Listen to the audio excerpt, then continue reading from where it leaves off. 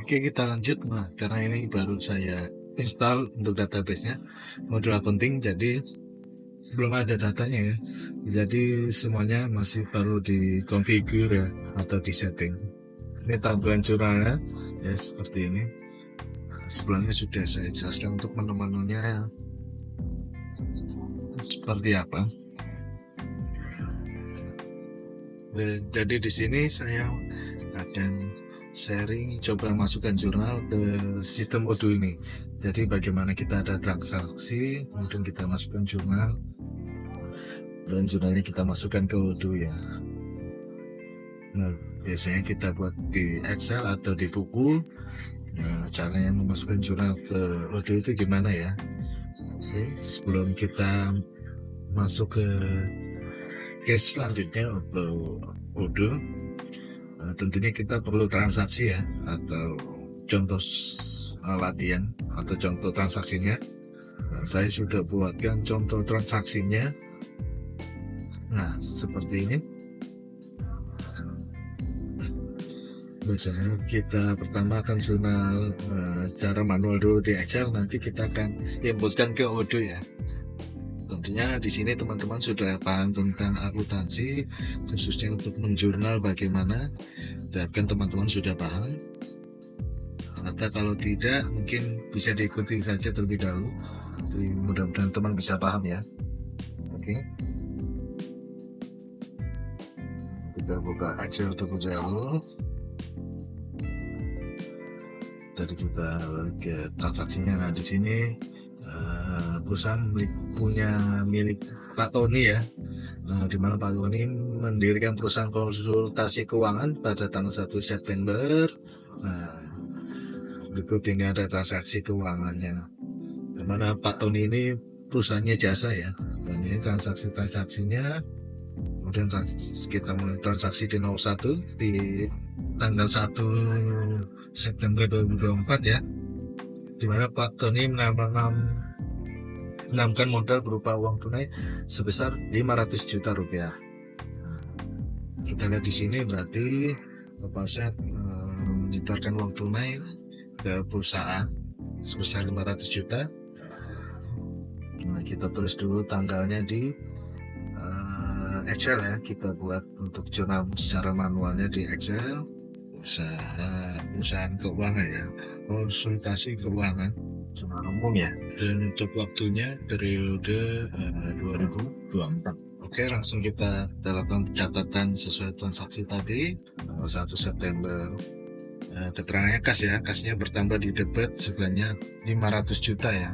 Kemudian di bagian kredit adalah modal, karena modalnya bertambah di bagian kredit, dimana kas perusahaan bertambah di debit 500 juta, kemudian modal bertambah di kredit 500 juta.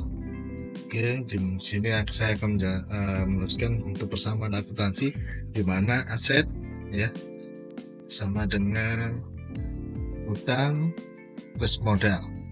Oke, untuk sebagai catatan saja ya. Oke, kita lanjut lagi transaksi jurnalnya. Di tanggal 2, perusahaan memperoleh pinjaman uang dari bank sebesar 100 juta. Nah, jadi perusahaan itu mendapatkan pinjaman dari bank besar 100 juta. Berarti perusahaan meminjam uang, berarti kas bertambah di debit sebesar 100 juta. Nah, lawannya adalah utang ya. Karena dia meminjam uang ke bank, maka sisi yang masuk di kredit adalah hutang ya. Kemudian selanjutnya di transaksi berikutnya di tanggal 5, perusahaan membayar sewa ruangan bulan tersebut sebesar 50 juta rupiah. Membayar sewa berarti kan cashnya keluar ya, bisa kita bilang beban sewa ya, di debit bertambah. Kalau beban kita ingat ya, itu bertambah di debit ya, sebesar tadi 50 juta. Nah, berarti kan kasnya yang berkurang ya di kredit sebesar 50 juta. Kemudian kita lanjut lagi. Oke. Di tanggal 7, perusahaan membeli tunai komputer sebesar 15 juta, di mana kasnya akan berkurang ya. Berarti kasnya akan berada di kredit sebesar 15 juta. Berarti kan komputernya itu bertambah ya di perusahaan kita ya. Otomatis masuk ke debit bertambahnya ya. dan cashnya berkurang di sisi bagian kredit sebesar 15 juta. Oke, di transaksi selanjutnya di tanggal 25 perusahaan membayar uang gaji karyawan sebesar 25 juta. Oke, di tanggal 25 berarti karyawan itu gajian, jadi perusahaan harus membayar atau mengeluarkan uangnya sebesar 25 juta ya. Berarti kasnya itu berkurang, berarti di kredit. Gaji itu, beban gaji itu berarti bertambah di debit ya. Oke, kemudian transaksi selanjutnya di tanggal 27 perusahaan menerima uang jasa penggilingnya sebesar 8 juta ya. Perusahaan menerima uang ya, berarti kasnya bertambah di debit ya, karena menerima uang ya atas jasa penggilingan. Oke, berarti di tanggal 27 kasnya bertambah sebesar 8 juta. Oke, berarti di sisi kreditnya adalah pendapatan jasa penggilingan ya.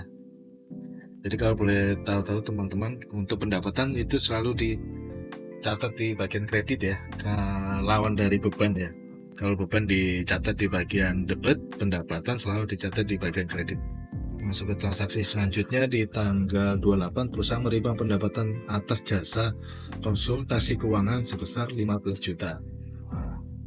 Perusahaan menerima pendapatan sebesar 15 juta, berarti cashnya bertambah ya teman-teman di debit. Kemudian di sisi kredit adalah pendapatan jasa konsultasi ya. Kemudian di tanggal berikutnya tanggal 29 Pak Tony mengambil uang untuk keperluan pribadi sebesar 10 juta. Jadi Pak Tony sebagai pemilik perusahaan mengambil uang dia dari kas perusahaan 10 juta ya. Akunnya ini di privé ya. Tambah di modal ya.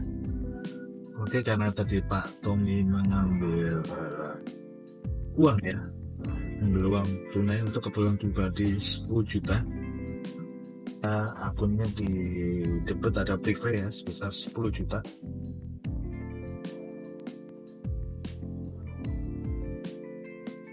Kemudian karena sudah diambil 10 juta dari Pak Tommy untuk keperluan pribadi, maka kasnya dari perusahaan akan berkurang ya, akan masuk ke sisi kredit sebesar 10 juta.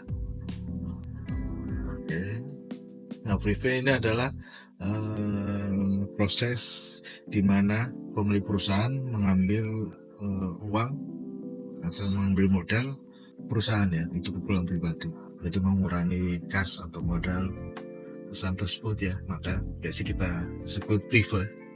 Oke, ini sudah sesuai dengan transaksi tadi yang ada di contoh latihan atau soalnya ya ini. Nah, ini kan sekarang sudah ada Excel ya. Nah, gimana kita memindahkan ke Odoo? Nah, caranya gimana?